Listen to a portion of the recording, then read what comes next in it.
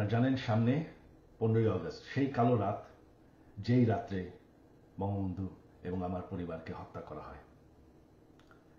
আমার আহ্বান বাঙালি জাতির কাছে যে আপনারা যদি স্বাধীনতার চেতনায় বিশ্বাস করেন, আপনারা যদি বাংলাদেশকে ভালোবাসেন, আর এই যে বাংলাদেশে বাস করছেন এটাকে মেনে নেন যে বঙ্গবন্ধু আপনাদেরকে স্বাধীনতা দিয়েছে, আমাদেরকে স্বাধীনতা দিয়েছে।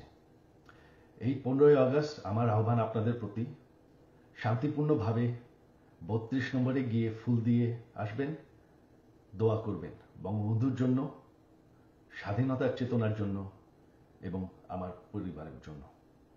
এই হলো আমার আহ্বান আপনাদের প্রতি। বঙ্গবন্ধুর আমার পুরা পরিবারকে হত্যা করা হয়, যেই বাসা 75-এর খুনিরাও ধ্বংস করার সাহস পায়নি, যেই বাসা এখন এতদিন ওনার মিউজিয়াম ছিল, সেই বাসাকে তারা পুড়িয়ে ফেলেছে।